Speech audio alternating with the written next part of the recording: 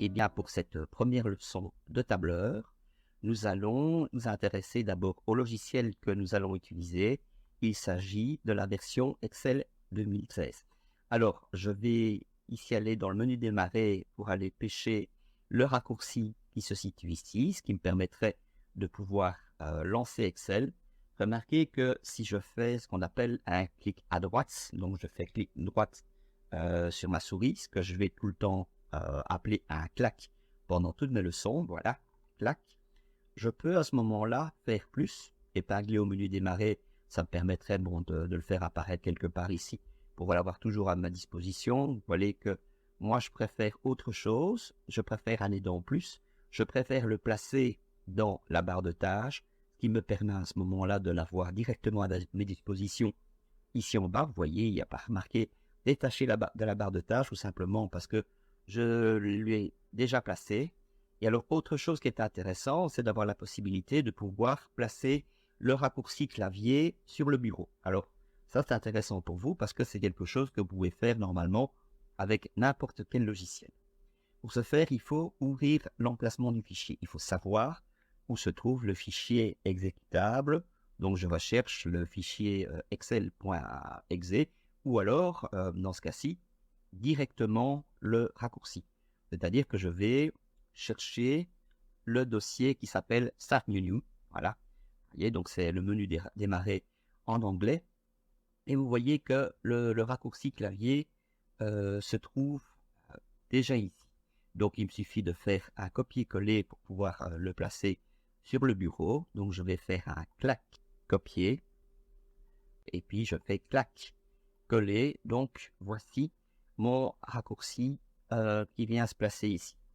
Alors, ne vous étonnez pas, bon, c'est dans ma propre configuration que j'ai demandé que la barre de tâches devienne invisible pendant mon travail, ce qui permet d'avoir Excel en fond d'écran sans être perturbé par les autres outils, sauf quand j'en ai besoin personnellement. Alors, si je veux lancer Excel maintenant, je vais cliquer sur Excel ici, ou bien Excel là, ça n'a pas beaucoup d'importance. Les deux vont me procurer exactement la même chose, c'est-à-dire Excel qui s'ouvre et qui va me proposer, première chose, d'ouvrir un nouveau fichier qu'il appelle un classeur.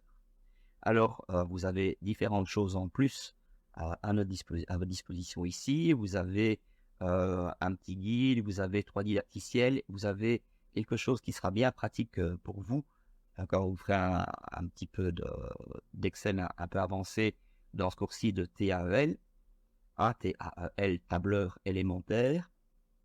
Ce sont ce qu'on appelle des modèles, c'est-à-dire des fichiers tout faits que vous pouvez compléter, voire éventuellement modifier. Nous en reparlerons dans une leçon ultérieure. Alors, qu'est-ce que nous avons encore ici? Vous avez les fichiers récents. Comme il n'y a encore aucun classeur qui a été utilisé jusqu'à présent, eh bien, c'est pour ça que pour l'instant, vous ne voyez rien apparaître. Vous avez ici les épinglés. Quand vous avez des récents, vous pouvez demander qu'un fichier soit épinglé, ce qui vous permet de pouvoir le retrouver directement. Supposez que vous avez 15 fichiers récents et que vous devez aller chercher le bon, eh bien, parfois, bon, vous devez aller le chercher loin, tandis que si vous l'avez épinglé, comme c'est un fichier bien particulier pour vous, il y aura peut-être que 2 ou 3, vous le trouvez tout de suite. Alors, vous pouvez demander là d'utiliser un nouveau classeur, vous cliquez là où là, normalement ça devrait faire la même chose.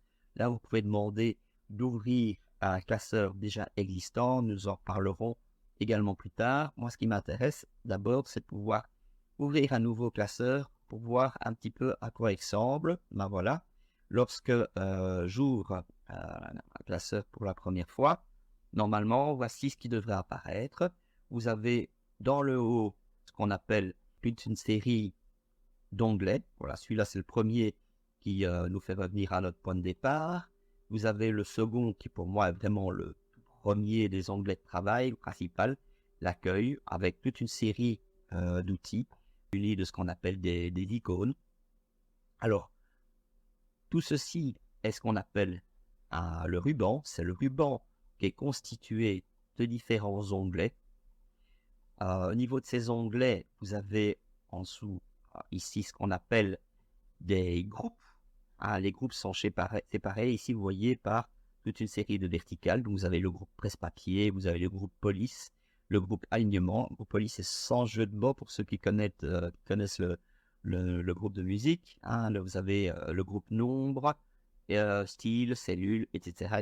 pour l'onglet accueil. Puis alors, vous avez la même chose pour insertion, mise en page, etc. jusqu'à aide, où là, il y a pas grand-chose. Alors ici, dans chacun des groupes, ce que vous pouvez encore retrouver, ce sont des petites flèches. Et ces petites flèches, ce sont ce qu'on appelle des lanceurs de boîtes de dialogue. Ce sont surtout ces 3 flèches-ci qui m'intéressent beaucoup, qui se trouvent dans le groupe police, le groupe alignement et le groupe nombre. Lorsque je lance cette boîte de dialogue, en fait, je vais faire ouvrir la même boîte de dialogue qui s'appelle format de cellule. Et vous voyez que à police de l'onglet accueil, vous voyez apparaître ici l'onglet police de la boîte de dialogue format de cellule. C'est en fait quasi la même chose, quasi, dans la mesure où ici, dans le groupe, et c'est vrai pour tous les autres groupes, vous avez quelques outils, ce sont les plus indispensables en réalité, et puis si ces outils ne sont pas suffisants, si vous voulez les avoir tous à votre disposition, eh bien en lançant la boîte de dialogue, vous avez à ce moment-là tout ce qui est à votre disposition pour la police. Même chose pour l'alignement, voilà, si je vais vers la gauche ici, on voit apparaître l'onglet alignement de format de cellule qui correspond exactement au groupe alignement. Vous avez certaines choses qui se trouvent ici et vous avez beaucoup plus de choses qui se trouvent en dessous. Même chose pour nombre. Ici, pour le groupe nombre, vous avez une correspondance ici avec l'onglet nombre qui se trouve dans la boîte de dialogue de format de cellule. Et puis vous en avez d'autres. D'autres ici, bordure et remplissage que nous allons découvrir également ici via le groupe police.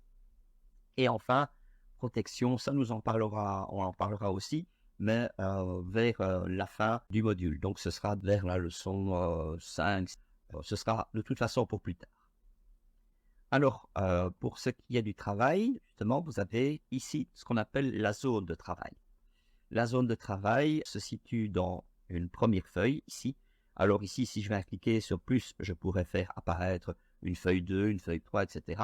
Ça ne va pas nous intéresser pour l'instant, tout simplement parce que pour les premières leçons, en tout cas la première, celle-ci, l'introduction, la feuille 1 est suffisante. Eh bien, vous verrez que le fait d'utiliser plusieurs feuilles me permettra de pouvoir vous montrer différentes choses et de pouvoir passer donc d'une feuille à une autre. Donc, on va travailler qu'une seule feuille dans laquelle vous avez ce qu'on appelle des cellules. Alors, voilà, vous avez ici une cellule dite active. Elle est active, vous voyez, parce qu'elle est entourée de verres avec un petit carré sur le bord. Si je vais ici, je clique ici, vous voyez, cette fois-ci, j'ai changé de place. Et cette fois-ci, c'est cette cellule-là qui est la cellule active. Alors, une cellule est l'intersection d'une colonne et d'une ligne. Chaque colonne est représentée par un numéro, même si ce sont des lettres. Donc, vous avez le numéro A, le numéro B, le numéro C. Donc, on dira plutôt la colonne A, la colonne B, la colonne C, etc., etc. Même chose pour les lignes. Vous avez la ligne A, la ligne 2, la ligne 3, etc., etc.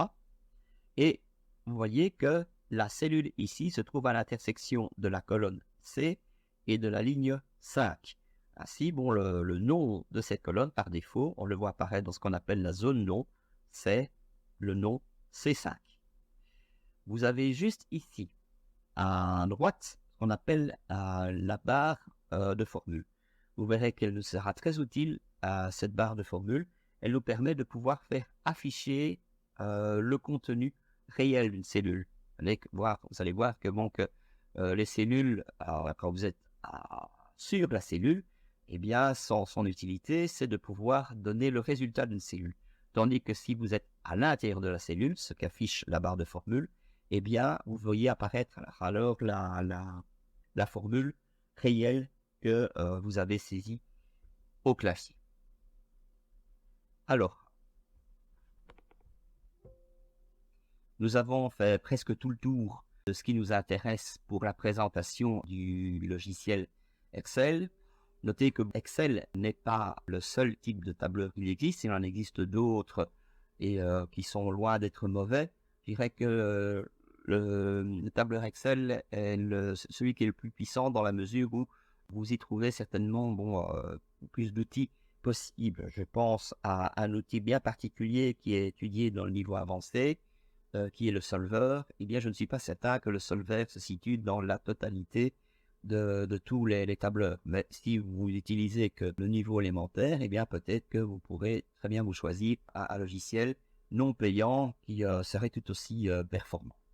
Alors, concernant le type de version du logiciel, bon, la version qui est utilisée, c'est la version 2016. Alors que vous utilisiez la version 2013, 2016, 2019 ou encore 365 pour un niveau élémentaire, il faut savoir qu'il n'y aura quasi aucune différence. Si vous comprenez déjà, si vous étudiez un tableur, vous comprenez le fonctionnement de l'entièreté de tous les tableurs. Et au niveau de la structure de ces différentes versions d'Excel, eh bien, le résultat est identique. Ce qui fait que si vous décidez de prendre un support papier, donc d'acheter des livres, si vous trouvez un livre qui est très bon sur Excel 2013, eh bien, vous n'avez pas hésité. Vous pourrez vous l'offrir sans problème parce que tout ce qui sera inscrit dans ce livre sera aussi bon pour 2013 que pour 2016. D'ailleurs, à titre d'exemple, pour dire à quel point c'est vrai, je vais ici réduire la fenêtre d'Excel et je vais vous montrer une petite image que j'ai sauvegardée. Voilà, c'est l'image d'une de mes très anciennes références.